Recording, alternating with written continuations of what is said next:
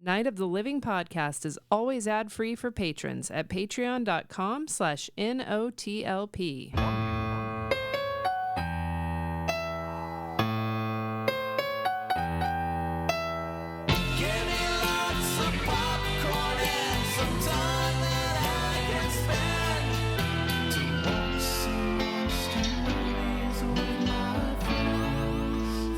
Welcome to Night of the Living podcast, where we talk about horror, science fiction, and fantasy. I'm Freddy. There's Amy. That's me. And there's Andy. Hello. And right before we were doing Badfingers. Freddy's named the month Badfingers. It's Evil Hands. It's an evil hand movie, or they could just be supernatural hand hands. You know, It's just hand movies. Movies where hands are prominently featured. Yeah, I think we're just complicating things. It's just movies with hands. Yeah, movies with hands.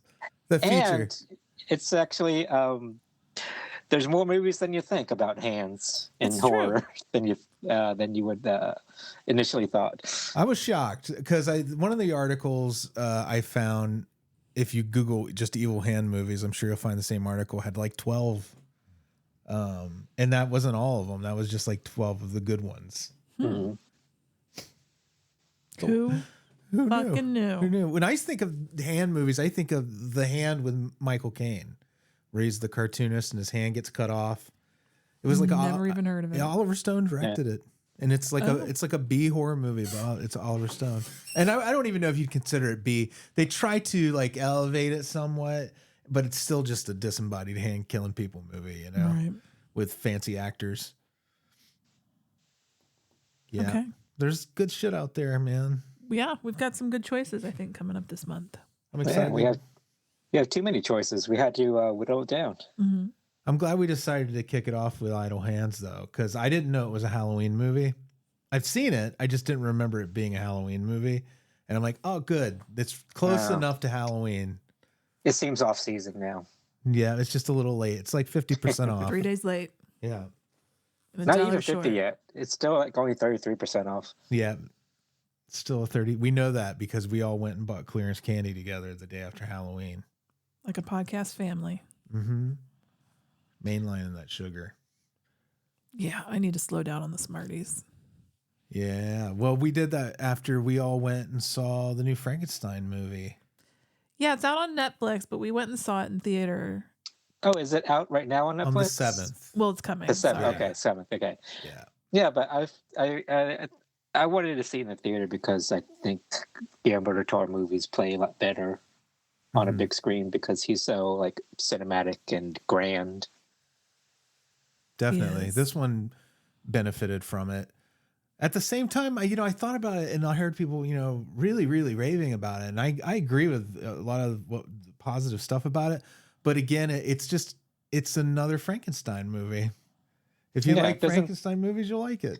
Yeah, it doesn't break any new ground. Yeah. It's just real beautiful to look at. Mm-hmm.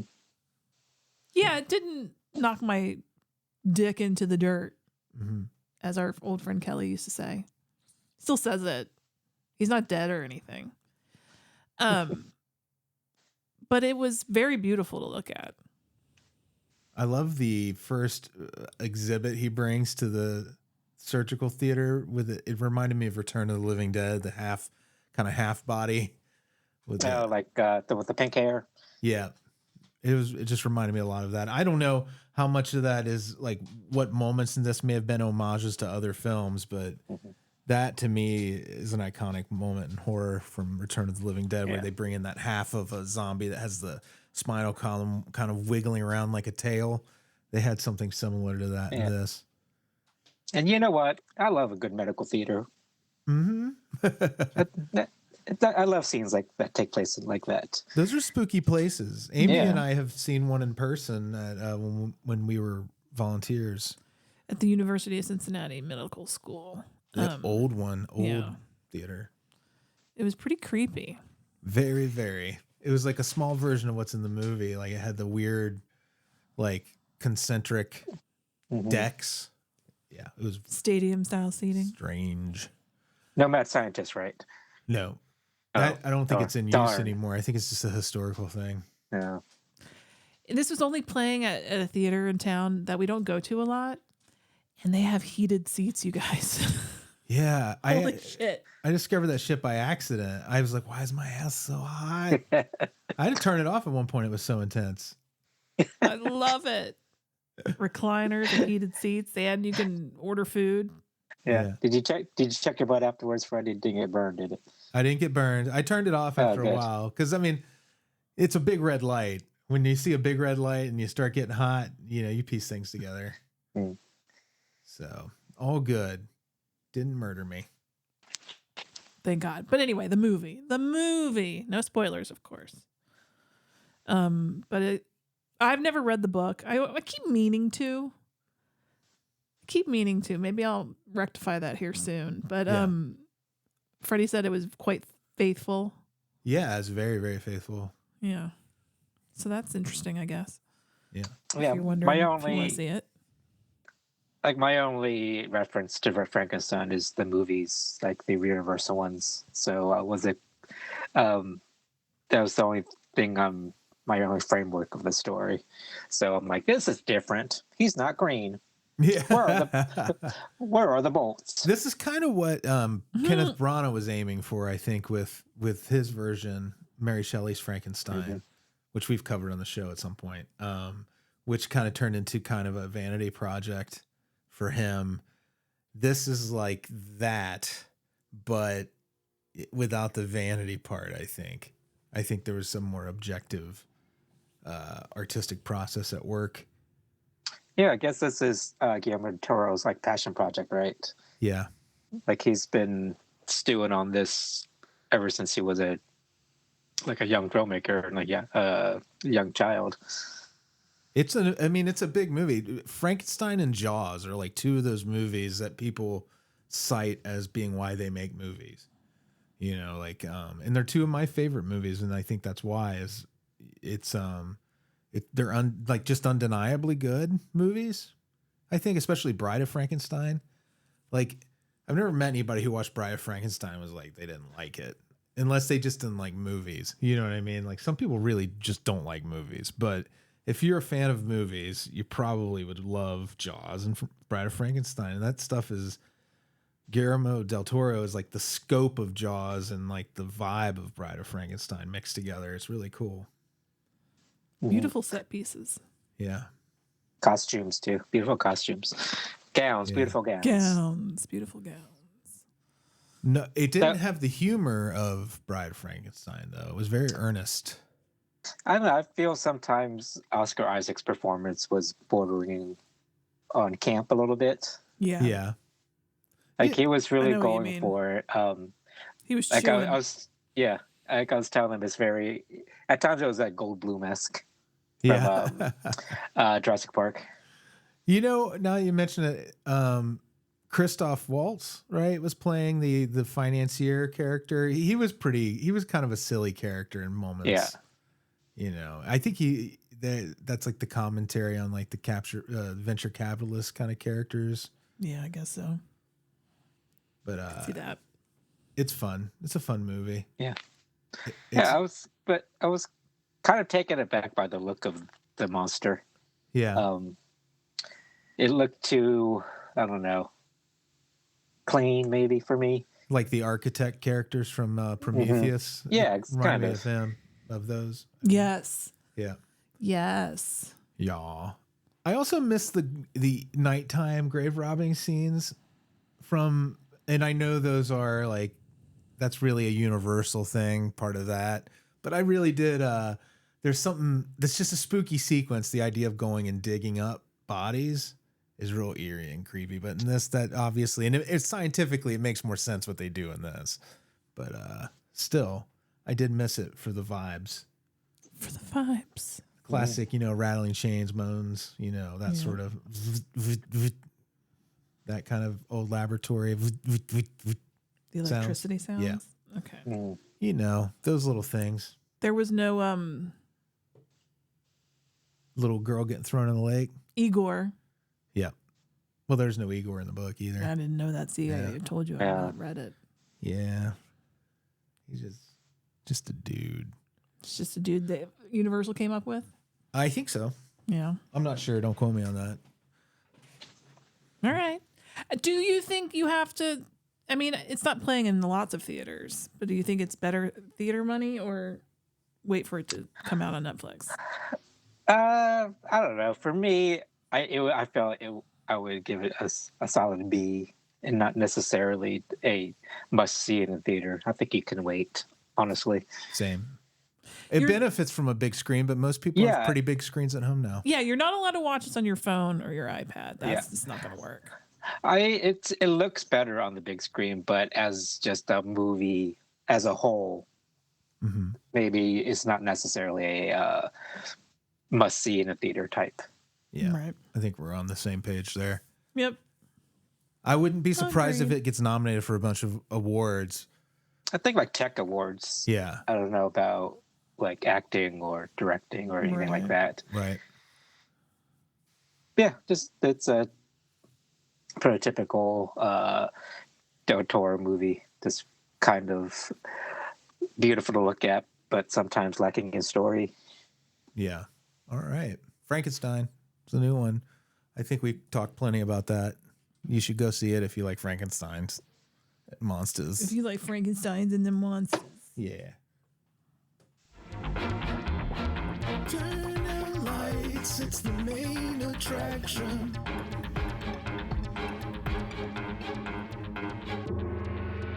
Hey, this week's main attraction is Idle Hands, which was the first movie all three of us thought of, I think. We were all like, Idle Hands should just be it, the first one. Yeah. Which is weird to say because for two reasons. One, the movie was a huge flop. Critically, it was, shit on. Nobody went and saw it. Came out April 30th of 1999. And the reason it came out on the 30th was it was originally supposed to be released a couple weeks earlier, but or a week earlier, whatever. But Columbine had happened on the 20th. And because this movie features teenagers being killed, they moved it wisely away from that date somewhat. But they think that also may have, hurt the movie. I kind of missed this in when it came out. First time actually seeing all the way through Was for the show. Yeah. Like I remember watching bits and pieces of it here and there, but I didn't realize there was actually more of a story besides just a hand. But I think it's kind of gained a little bit of a cult following since then. Yeah, it has. I think it's thought of fondly. People still talk about it. Obviously, we're covering it for a reason. Yeah. At the time, 1999, different world, man. Number one song was "No Scrubs" by TLC. The number one movie was Entrapment with Sean Connery and Catherine Zeta-Jones, which was kind of a forgettable movie. Is that the laser ass movie? Yeah, where she has to like do the thing where she does the worm to get under the lasers. The laser ass movie. Yeah. Is that it? And Sean Connery just watches her. He's like, "Oh, Christ almighty, look at that body." And then he slaps her. And you know what? She's mouthy. One of the top TV shows, Stargate SG-1, I never knew was like a top TV show. I've been wanting to watch it. Oh, wasn't that syndicated though?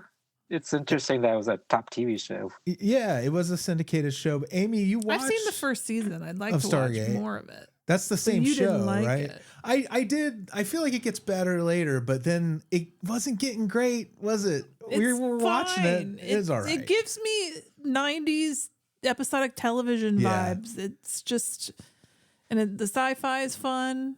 Well, we'll get back into it. What's interesting is another popular show, and I think we were into these acronyms then, was Law and Order SVU, which is still huge.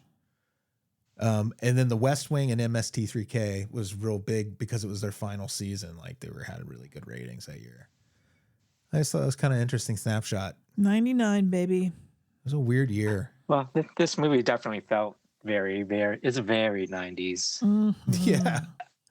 It's just like if you didn't live in the era, it's hard to explain it, but just the look and feel of it is so 90s. The attitude, all of it.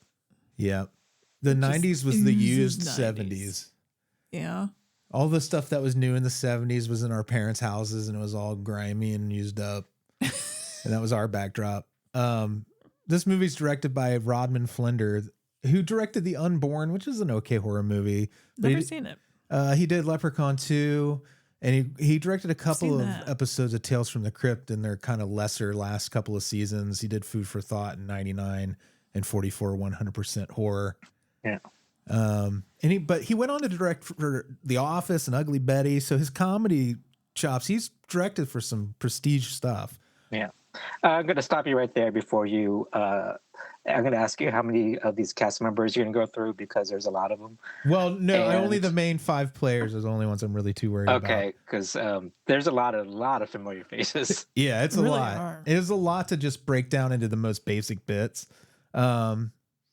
Yeah, so that director, Rodman Flender, he also is Timothy Chalamet's uncle, which I thought was kind of a weird bit of trivia. And Nepo baby. he ran Concord Pictures for Roger Corman before this. So, and they didn't make a lot of really great movies, but they made cheap movies. This was written by Terry Hughes Burton, who started writing on Power Rangers, but then ended up writing on Supernatural and Star Trek Discovery with their writing partner, Ron Milbauer, who wrote this with them too.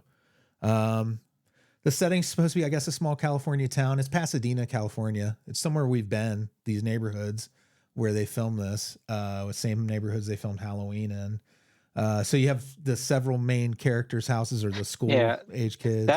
His Devon Sawa's house in particular is very Halloween, down to like the corner lot with the that kind of thing that you sit on, like that, like the fence. That famous photo op where you can sit on the corner of the house with the pumpkin.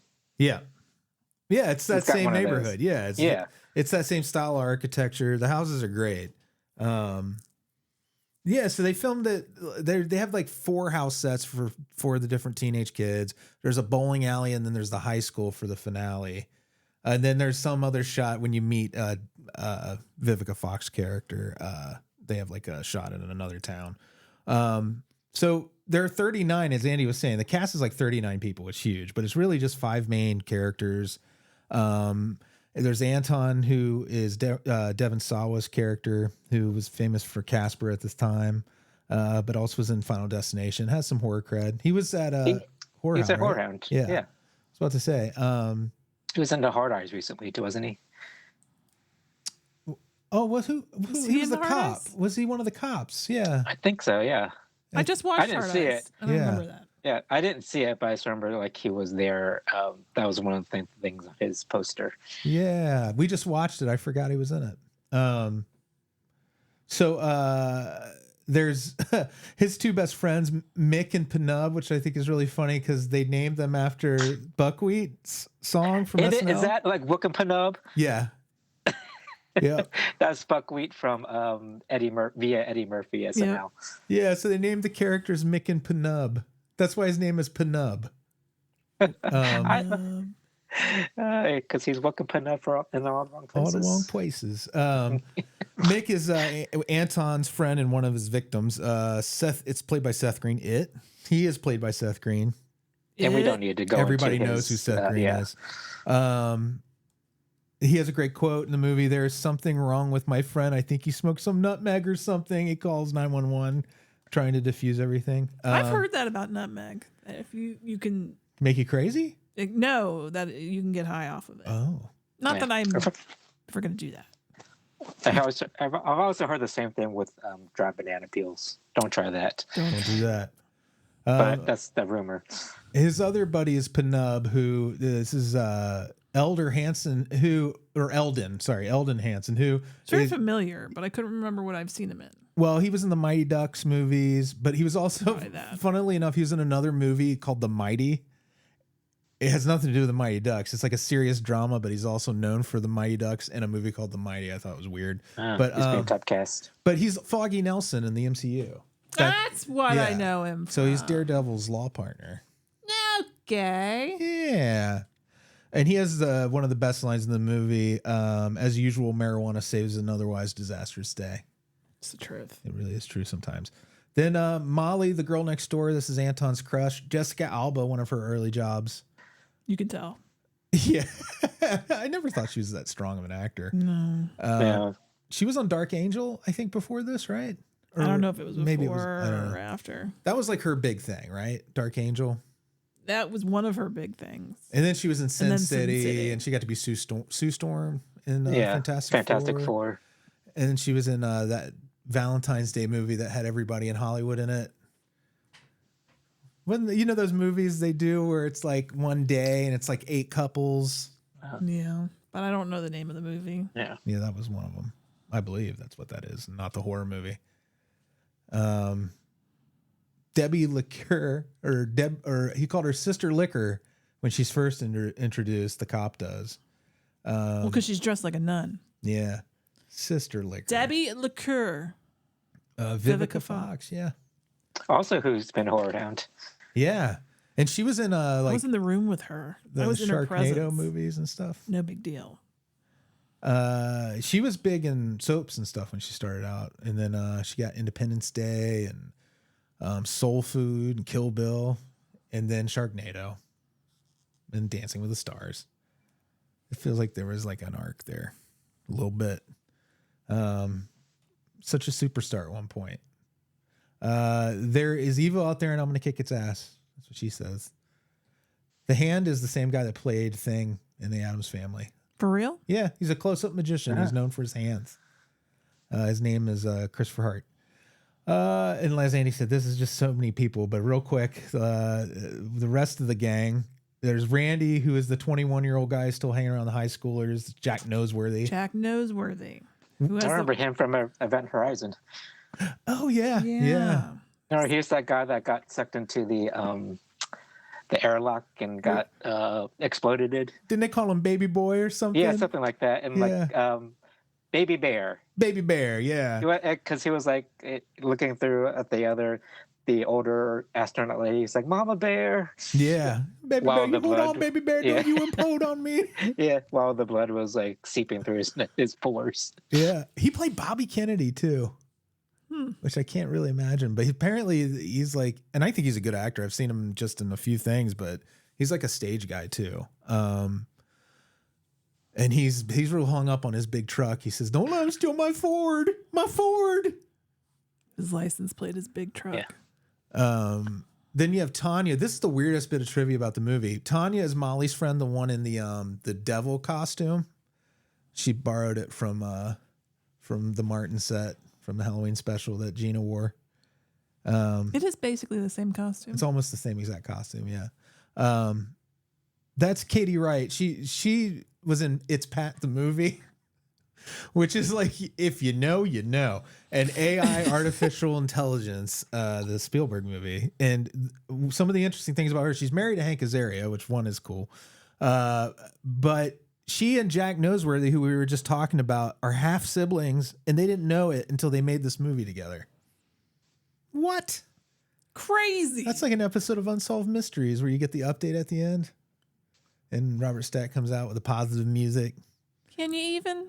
Unless they didn't like each other, but I think they did. Then we have McMacy. So this is God. Sean Whalen. Freddie. We're about done. Okay. These are important to the story as we I go. know, but this is just okay. All right. All right. You go, Andy. No, I was just going to talk about the movie now. Go ahead. Oh, okay. Well, the movie I felt had a premise that didn't need to be a whole movie. Like it felt like more of a very long episode of Tales from the Crypt, Yeah. or like I don't know, like an X-Files, or like an hour-long something you see on Fox. An episode of Erie, Indiana. Yeah, Yeah. It kind of had a weird vibe because it was a hard R, but it had a. I can see that. It had a PG-13 attitude about it. it had some pretty intense, not intense, but pretty gnarly gore scenes, I think. Oh, definitely. Like the fucking knitting needle through the ear comes to mind, or the scalping of the lead singer of the Offspring. Yeah. Yeah. Yeah. At times it felt at odds with the tone of it. The extreme gore versus the, I don't know, very juvenile characters and humor. True. Very true. Well, it's a stoner comedy first and foremost before Yeah. it's even a horror movie. Mhm. So, I think you're getting into that at a certain point. Not necessarily from Go, because it's really about the mom and dad at first. Yeah. Well, yeah, And the they movie, kind of oh, go ahead. they kind of just the reasons of why the hand is possessed is very poorly explained. Afterthought. It's not explained. It's an Yeah. afterthought to the movie. It's just like idle hands are the devil's plaything. Go. Mhm. Yeah. They're not worried about anything else. But Debbie LaCure kind of complicates that a little bit, the character, because she's like the what's his name from Jason Goes to Hell, kind of a bounty hunter, a supernatural kind of, like a Creighton Duke type of character, which makes sense for this writer having gone on to work on Supernatural. There's a lot of that similar kind of stuff in that show. But she's got all the backstory that it's in her imagination. You don't need to know it. You just need to know that she knows it. Yeah, you know that, but she doesn't really explain it to us until like the second act. Once all the possessed hand stuff really starts happening. Yeah. I mean, the movie kind of throws you in right away. I appreciate that. I like the fast pace, because if it bogged it down with backstory and like a whole lot of just like kind of what I was doing at the beginning of the show, a lot of unnecessary detail, right at the beginning of the segment, might slow things down. You might start feeling a little impatient with it because it's a silly thing at its core. It's about a severed hand. It's not even about a severed hand, really. Yeah, No, it's only briefly about a severed hand. It's just about the hand itself being possessed by the devil. And it's, again, not about that. It's about a guy who's just this total stoner who manages to ignore the fact that his parents are dead for like 7 days and not notice it. I do like that review, how this hand possesses the laziest person you can find. Yeah. Which is this guy who is Anton, Devon Sawa's character, who is just so clueless, and he's got an asthma inhaler that he wears around his neck, and you think, oh, because he has asthma. No, it's a bowl. Right, which I thought was weird because I think it's a decoy, but I right? think it also works too. I don't know how it could both be a pipe and an inhaler. So anybody with common sense would know you don't. When you burn plastic, it's like highly toxic, right? Right. So this is like a metal. As an asthmatic who's had inhalers of all kinds, is he packing it in the plastic part? The inhaler part? The prop was like, I think, a piece of metal. In real life, it would have to be like either metal. Yeah, metal or glass or something. It's just there for a gag. I know, it's a good The one. whole movie's there for a gag, let's be honest. Right. And they even said when they were making this, like they had like 6 or 7 different approaches to it, and they even like screened it and made changes based upon test screenings and all kinds of stuff. So it's like, it's really just, it's been engineered to be like the most teenage aimed party kind of movie it could possibly be for the time. It was like engineered to hell and back. I mean, basically it's a series of gags. The story doesn't matter very much. Yeah, there's no sentimentality to it either. There's a loose story that there's a serial killer in town. So you have that as background. And that's it. Yeah. So like everybody in town is a little bit freaked out about it, but that's, mentioned like twice.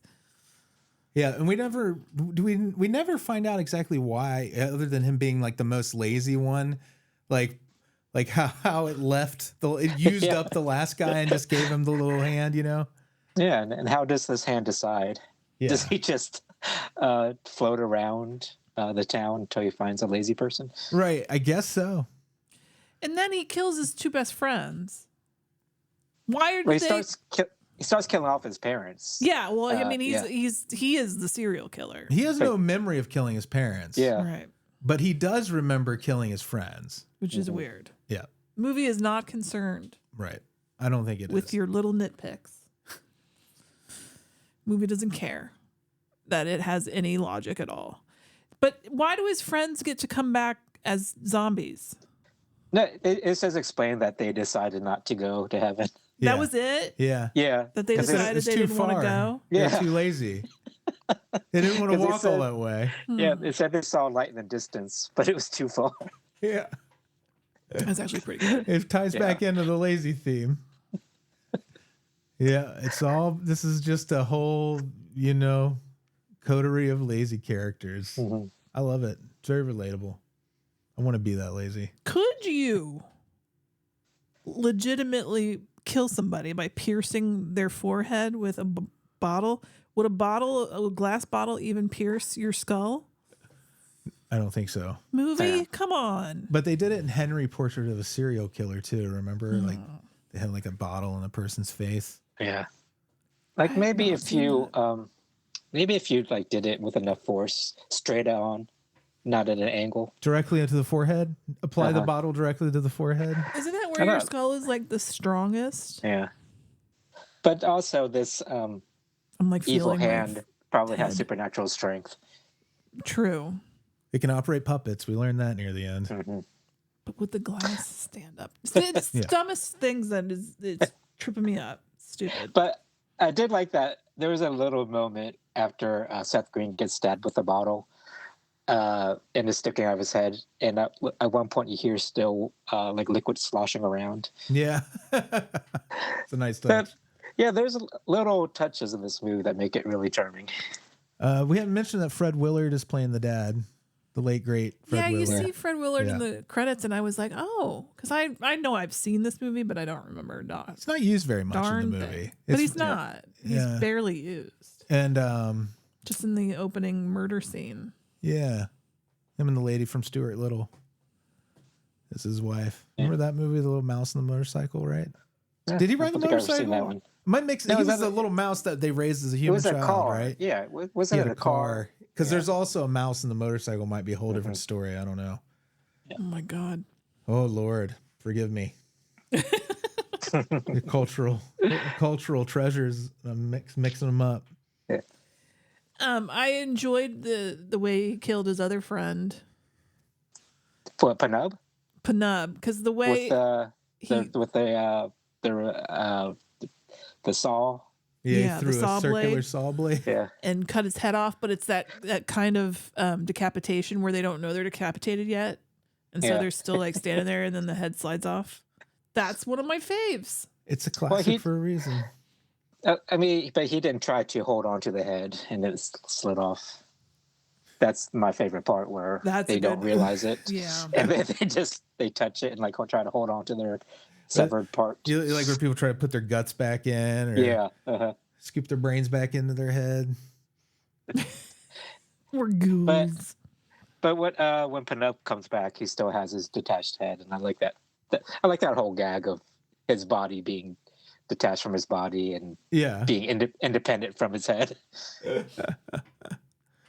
Yeah, it's a good. They do that on the English version of Ghosts. There's a character that his head is severed the Yeah. entire series, and It also felt run with like, that gag. But like Reanimator too. Yeah, I think Reanimator did it most controversially, if not best. So this whole time, like he's still trying, even though his parents are dead and his friends are dead, he's still trying to mac on this girl. Yeah. Do we even mention the only reason he gets up and gets moving and discovers any of this is because he ran out of weed? Yeah. Oh yeah, He Oh, and truly he is runs the it- laziest. he runs into his cops, and one of the cops is played by that one character actor that was in Frank Whalen? People on.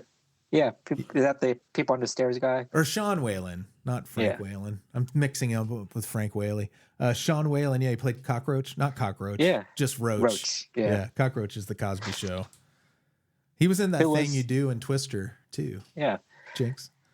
yeah. So it's nice to see another familiar horror face. You know what's weird is the guy who plays his partner, both of them were in Twister. Ah, And there's like a couple of Twister connections to this. I want to say that the guy Wait. who plays the headless guy, Panub. I think he might have been in Twister too. I'm not sure. What a mess. Thanks for But, telling us something you're not sure about. but Anton, he doesn't seem very concerned that his parents are dead. Well, He just- yeah, he kind of moves on with his life.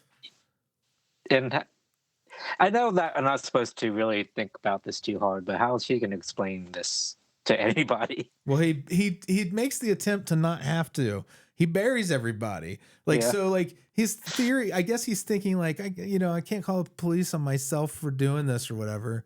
I love the way he finds their bodies, that they're in the Halloween decorations. And when he runs into them, they fall and the pumpkins shatter.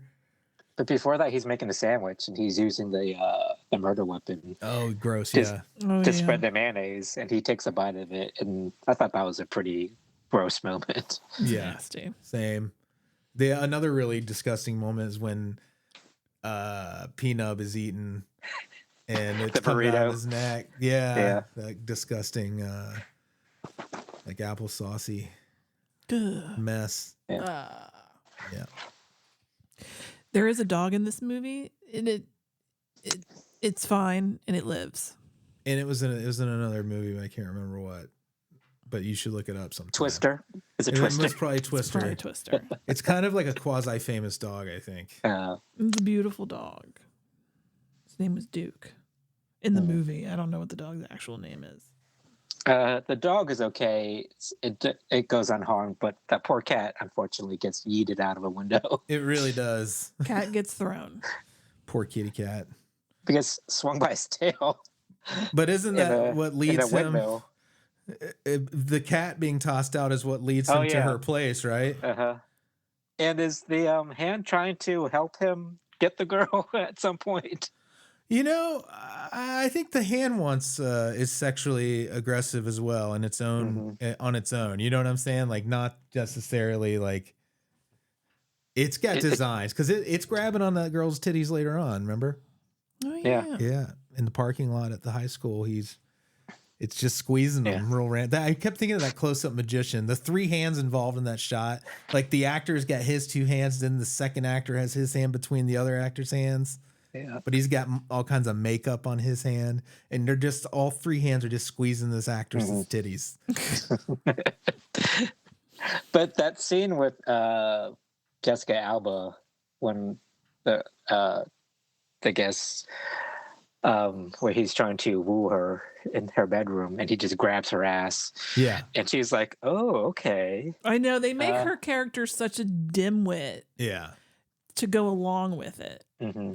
And along with that, the very aggressive makeout scene where the hand is trying to choke her, but she's like, ooh.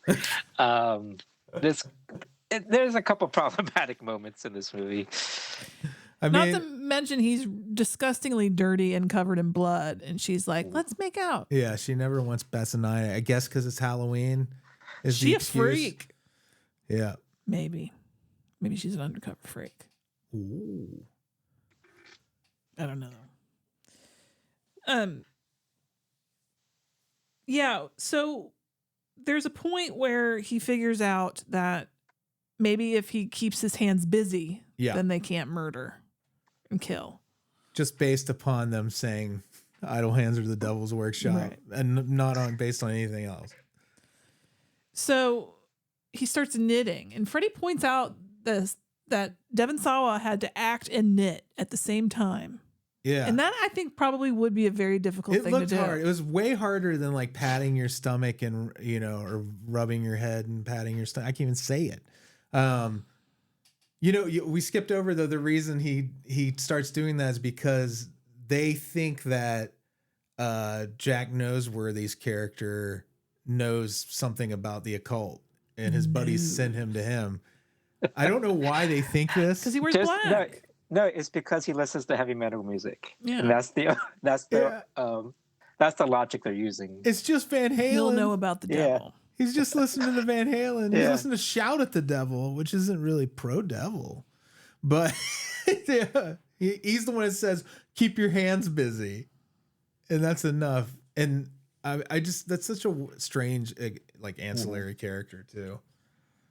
His one purpose in the movie is to tell him to keep his hands busy. Yeah. And then to be kind of a love interest for Sister Liquor. Yeah.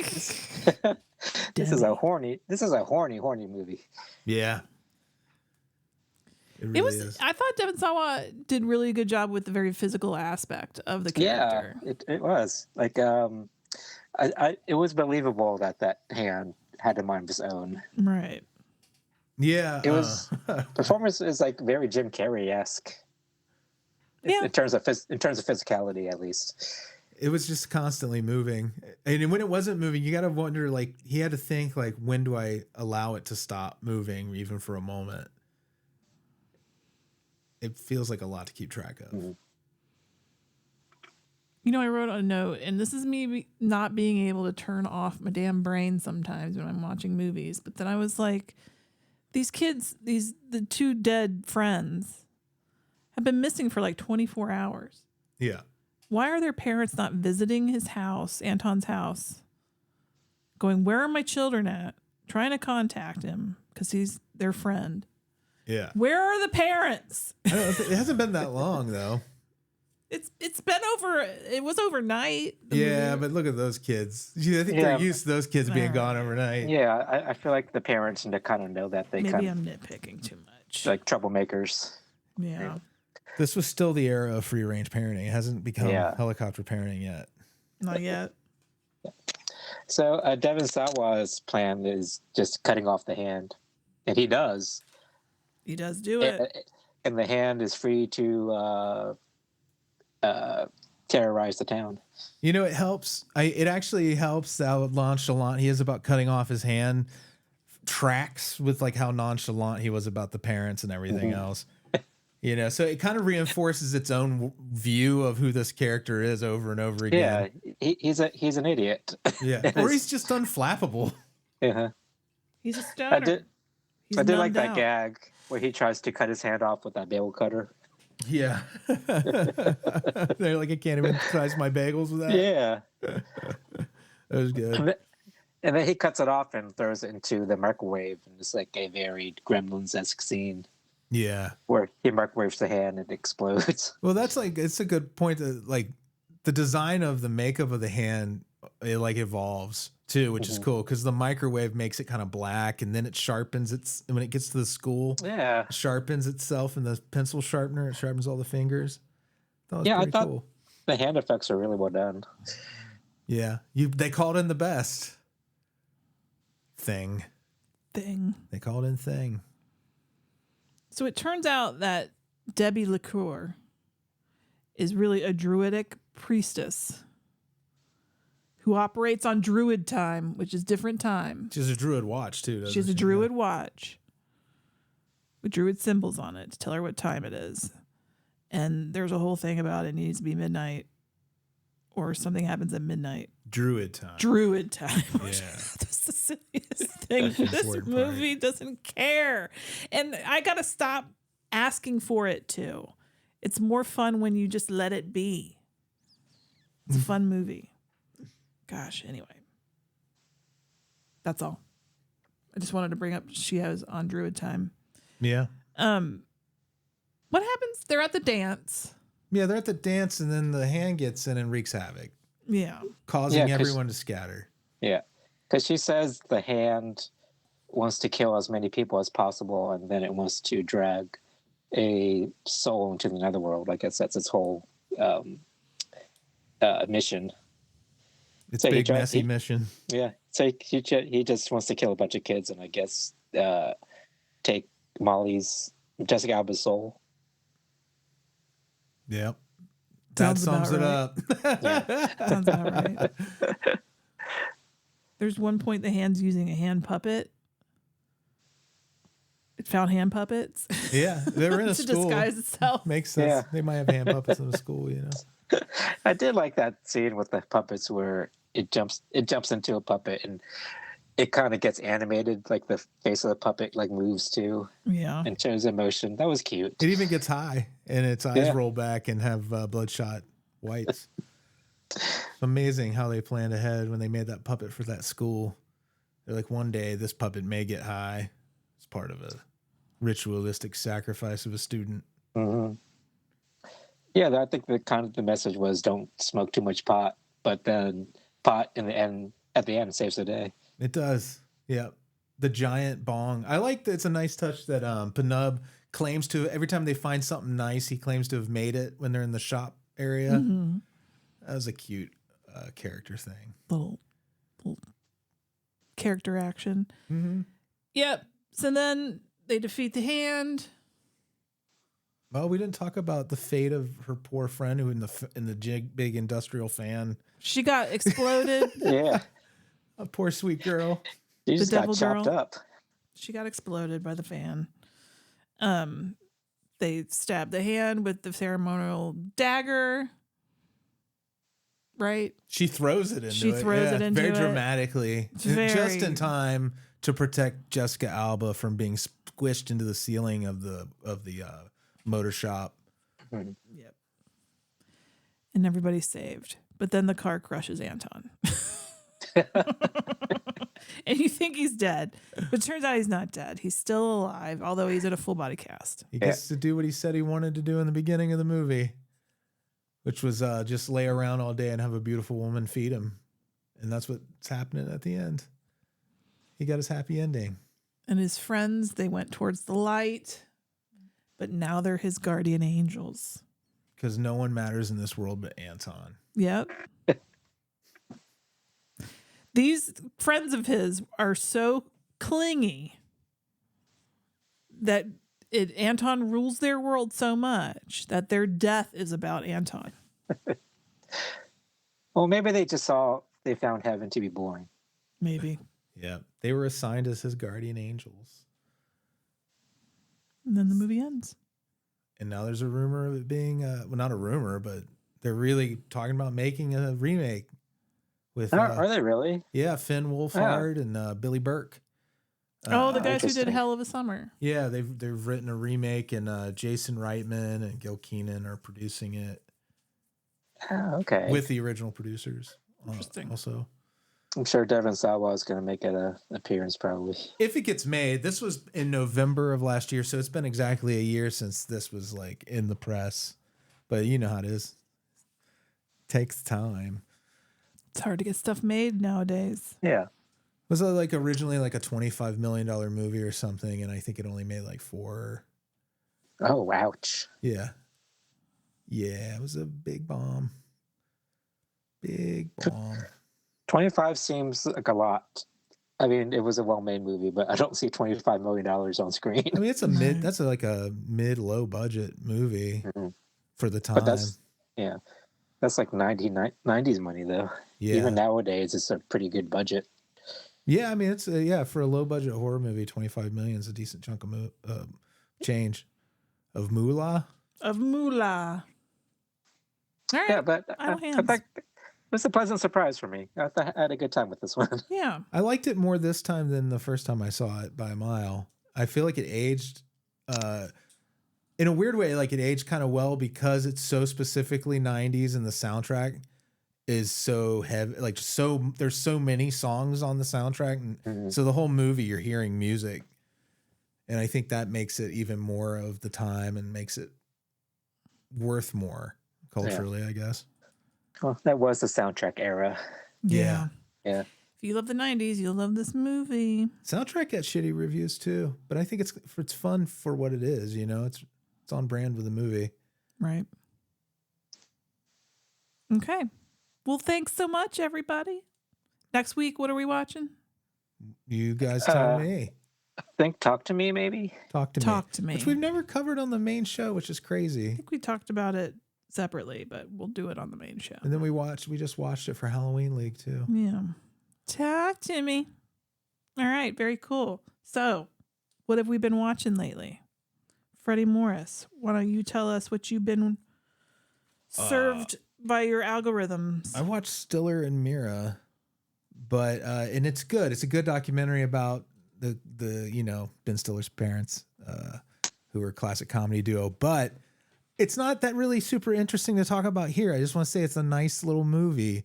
And then the thing I would say that I really think people should check out is on YouTube, and it's Channel 42 is the name of this compilation that this one creator did. And he's the only thing like it he made on his channel, and it's got this total mismatch of stuff from like the 90s and 80s. It's got like It's got like an episode of Perversions of Science, which was the show on HBO that was like a sci-fi version of Tales from the Crypt that only lasted for like a season. But it's got that, and like there's Tales from the Dark Side, monsters, and all this great stuff, and it's all mixed with the classic ads. Just a masterfully done like job of curating a video. So like in one video, he's puts multiple episodes of shows on there. It's like a 3-hour long overall, video.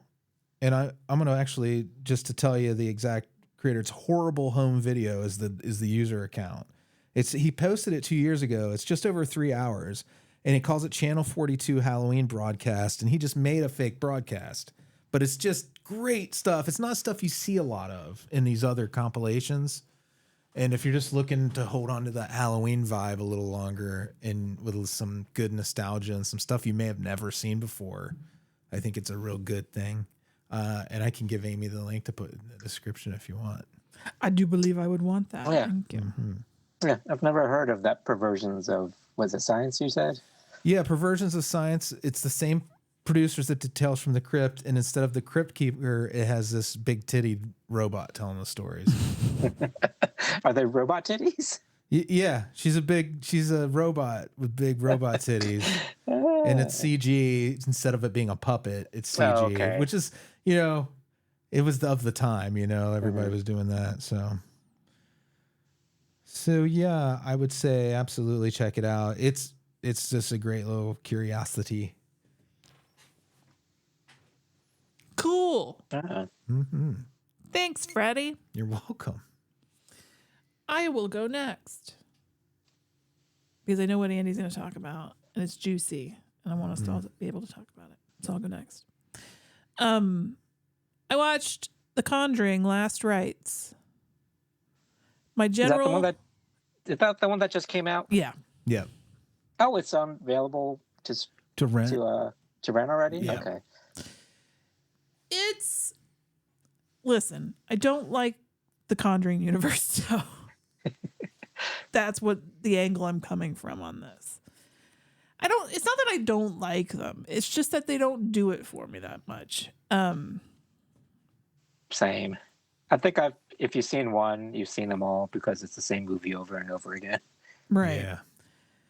Yeah. Exactly. And so this new one is exactly what you expect. It's more of the same. A ghosty in the corner, which I appreciate some of that. I do. I'm not saying I don't. I like it sometimes, but it's like a sometimes food. Wasn't it over 2 hours long? Was it? I think so. Ay. That's another 2 knock hours and 15 minutes. That's in the column. And this is the last one they're going to do with those characters. Right. That's what they Sure. said. Yeah. Not after how much money. After how much money it made, I think they're going to milk this for all it's worth. Oh, did it make a lot of money? Yeah. Well, the whole series did really well. Otherwise, they wouldn't have kept making them. No, but it's they get involved. It's the Warrens, and they get involved with the Smurls, and the Smurls are being haunted. Are the Smurls an actual family? Yeah. You ever see the TV movie The Haunted? It came out in the 90s, no. I think. It's the same story and a made-for-TV one. It's the one where the ghost rapes the dad. I think. It's them. Okay. Yeah. I know. Yeah, I didn't watch that thing on Fox or whatever back in the day. It was like a big deal because of that moment. And it was on broadcast TV. Right. So that's the case that they're going after here. And it's very much just, a love letter to the Warrens, which I have a problem with that because I know that they are not exactly paragons of society. They're kind of, I don't know, liars. That's what I believe. What was that noise? I just heard a noise. That was a telephone call from your mom. Oh, is she calling you? She was. She called me and she called you. Mm-mm. All right. Better wrap it up. So anyway, The Conjuring, Last Rites is if you like the Conjuring movies, you're probably going to like this. It's more of the same. That's all I can tell you. All right, Andy, what you got? Well, I haven't watched much because I got kind of burned out after 31 days of Halloween stuff. So took a break from horror in genre in general. So, but the only thing I watched really since then was that first episode of Welcome to Derry. Yes. I don't know. I feel it fits in the universe pretty well, but I don't know what new thing. It's not treading any new ground. Yeah. Well, it's literally treading old ground. Very literally. Yeah. But the timeline kind of fucks with me. I'm not sure when this takes place in relation to the book or the movie.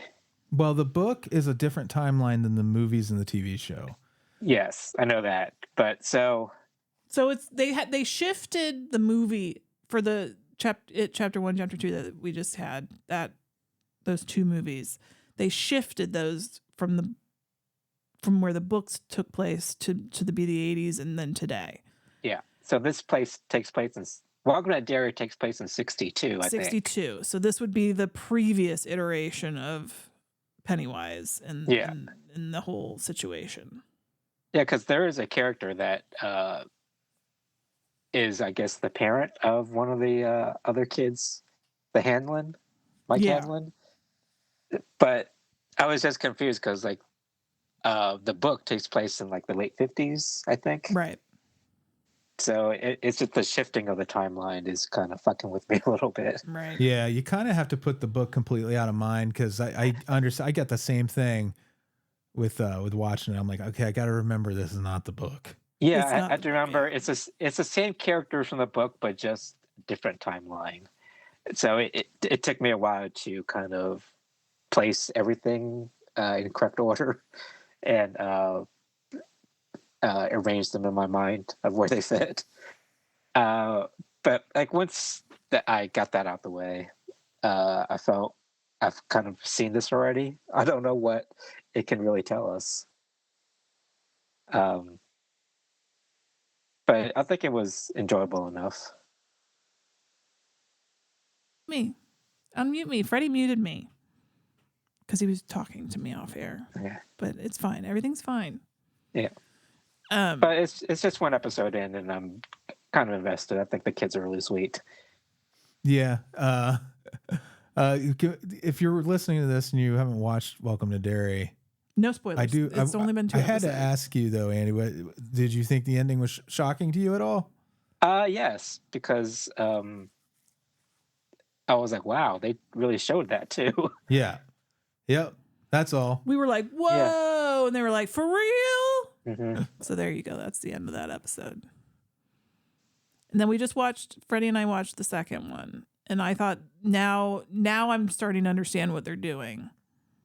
There's a lot more information that you get in episode 2 that kind of puts things into context. And I don't think, if you're like me, I'm not going to be able to make up my mind whether I like it or not yet. I feel like I need more. Yeah, it's still early, so but like for what it is now, because I watched like the first 15 episodes of the second episode 2, so I'm getting a little more context of episode 1, which was kind of like jarring. Yeah. Right. For what they did in that episode. I love the attention to detail. It looks just like the town from the movies, and I love how consistent it is, and revisiting that world is great. Yeah. But it's really well made, and I'm curious to see where it goes. Yeah. Yeah, it'll be interesting because it is in essence a prequel. 3 seasons already too. They signed them Really? for 3. Oh, really? Yeah, Oh, each wow. one will go back 27 years earlier. And you sort of know it can't end great for these characters. Mm-hmm. Anyway, as we get more into it, we'll know where they're going more. Yeah, I feel like we're gonna have to get attached to certain characters and see them meet their demise too. Right. Nature of the story. Yeah. If they're true to the source material. All right. Anything else about it? Welcome to Derry. No, ma'am. No. feel like we should call your mom back soon, though. She's fine. She left me a voicemail. It transcribed it. Everything's okay. Good. Jeez Louise. I thought it was an emergency. It's not. Okay. He's so freaked out. I worry. He worries. I worry. I worry if somebody calls me too. Yeah. All right.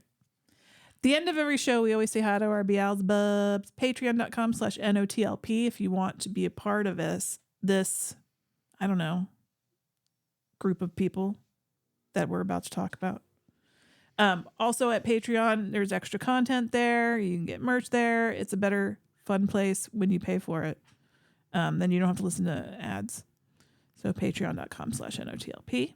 Beelzebubs are Matt, Branan, and Emily, Dr. Brian, Old Dirty Bill Sturd, Bill Fahrner, Blayne Yogurt, Jordache Jeans, Monica, Ernest, Dave, Paul, and Shayna Bobana. Oh, thank you. Thank you so much, guys. much for listening and putting up with our somewhat chaotic nature over here. My mom is fine. All right, bye. I love you All guys. right, bye.